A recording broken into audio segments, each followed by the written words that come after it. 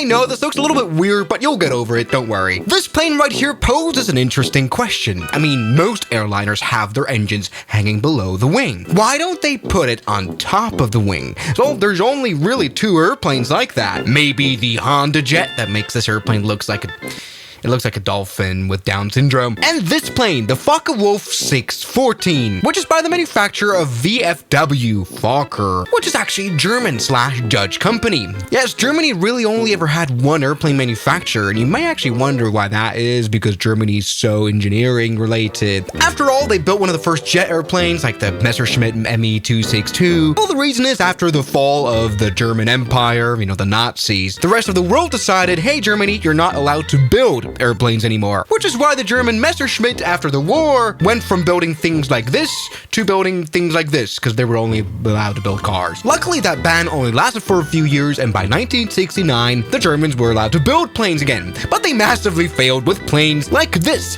planes that give us a little bit of a reason why you don't put engines on top of the wing. Sorry for the history class. Chances are you have never seen this plane before. Why? Because only 19 of them were built. This plane's Wikipedia article is the shortest airliner Wikipedia article in the world, and the fact that none of these airlines that are included with this airplane, I know, what the hell's TAT? TAT green and yellow. Simber Airlines, which is a Denmarkian airline, okay, tells you that no notable airline ever flew this. But the question is why? And we'll find that out by flying this plane. We now have an X-Plane 12 add-on, which actually looks quite good. You can buy it now on SimMarket for €47.54. They sent it over to me to review, which is very interesting. I like exotic planes like this. So let's go ahead and take a look into the cockpit. How does a German plane turn on? It reminds me a lot of like Airbus almost, I feel like the guys who made this plane could have gone over to Airbus to build the A320 later on, right? So let's see if I can power this on. Here's the battery. Wow, this is a plane that makes a lot of sense. Let's go ahead and put on the APU right now. As you can see, it's starting up. You know what? For a plane that's as old as something like the Concorde with this kind of cockpit, it had its first flight in 1975. It looks quite well structured. Of course, we have got a little bit of a watch store right here, but not too shabby. Now, APU has fired up, so we can turn on the generator. There we go. Now, what in the world does crash mean? What is that? Oh, this switch will disconnect battery in all generators. Why would they call it crash? Oh, in case of a crash so that there's no electric fire. All right, let's turn on the APU. Wow, the APU has an automatic bleed. Wow. Yes, not bad for air. So we can literally just turn on the engine. This is weirdly uncomplicated, this airplane. Yes.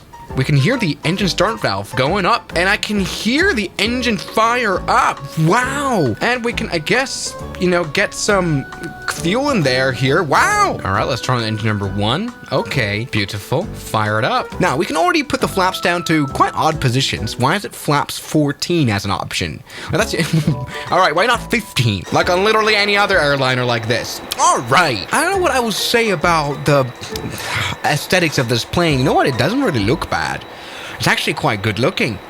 How do I get the door to go up? Look, they have included stair. That's amazing. In the cabin, we can see very luxurious seating with only 1 person inside. But in a normal configuration, this plane would seat around 40 to 50 people. Not bad for like a regional airliner. So let's see if I can put those stairs up. Please, may I? How? I guess I can just do this. Great. But now it's time to get to the fun part. Why are we here on this grass strip? Well, the reason are those engines on top of the wing. The reason why they put that is because now we don't suck in any debris, any dirt, any dust. We can literally operate from unpaved runways. We have also quite the sturdy undercarriage right here. Nice. Also for bystanders, if you were on the ground and this plane is flying by, that means you have a little bit more shooting, less noise coming from the aircraft. Amazing stuff. But engines mounted on top of the wing comes with a major drawback. Although something that's very nice is that this wing is able to create a lot of lift because it's very clean. So it's definitely able to fly at slower speeds, needing less runway. This might just be quite amazing. So let's go full power into this takeoff right now. We've got a warning light. Don't know why. And we're providing 7,000 pounds of these engines that are very Wow, that's not necessarily powerful at all, but let's go ahead and take off now. There we go. Yes, it's a little bit of a bumpy ride, but we got pretty sturdy landing gear, really. And yeah, once again, engines do not care. Normally they would if they were mounted on top of the wing, but here, no trouble at all. Let's just hope that we can take off. We don't really, this is definitely not a lot of power, but we're now at 100 knots. We might be able to take off like this. And yes, we are. Ladies and gentlemen, the VWS-614 has taken off without any problems at all. And this is what I mean. We're able to fly perfectly at 100 knots. Once again, because this wing is so clean. Amazing. Wow, this plane looks somewhat almost futuristic, actually, from behind. Now, our slow flying speeds are going to come in very handy now when we do a landing.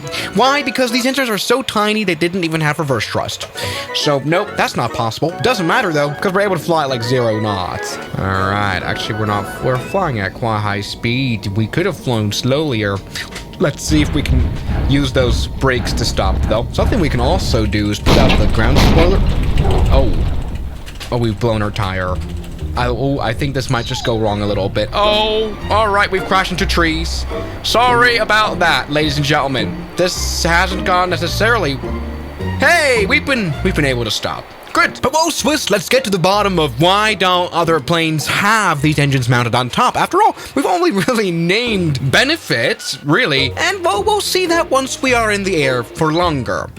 Now yes, well, it is great that you can take off from genuinely quite short runways right now. As you can see, there we go, like 100 knots is actually plenty to take this plane off. Boom, boom, boom, and we can climb. But once you are in cruise flight, you notice one thing. Wait, is this plane really only flying at Mach 0.47? Yes, this plane actually sucked being a bit of an airliner because, first of all, it could only cruise at 25,000 feet at a cruising speed of Mach 0.65 max. Why? Because high-speed air just doesn't like this engine design. This weird pylon with the engine on top created interference with the lift of the wing. This right here was genuinely a little bit of an aerodynamic nightmare, really, when you talk about going speeds higher than maybe takeoff speeds, you know what I mean? Like, this is horrible. I mean, this plane is as slow as turboprop airplanes, maybe like the Dash 8, that can cruise at Mach 0.62. Who in the world would want this? I mean, airlines don't care about like party tricks being able to take off from 600-meter long runways.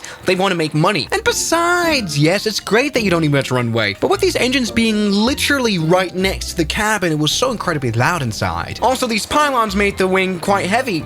Heavy plane, not good. Also, maintenance was a bit of a problem. So yeah, putting engines on top of the wing is just not really a good idea unless you want to build planes that use seriously short runways for whatever reason. All right, let's see if I can fly this now. 7,000 pounds of thrust coming in. It's very laggy today. All right, and we are able to take off. In slow motion though, because my computer sucks nowadays. What in the world is going on, ladies and gentlemen? We have been able to take off no problem. So yeah, I think you now see why nobody builds engines on top of wings, as well as why this airplane failed. So thank you guys so much for watching this video, and I'll see you guys tomorrow as always. Good night. And a special thanks goes out to my members, my supporters, Guns Killer, R27, James Duram, That Dude, Anime Gods of Gaming, Derek, Insider Plane, Nishijutsu Finer, Professional Jamal, Ryland Williams, and New the York. You've got beautiful names.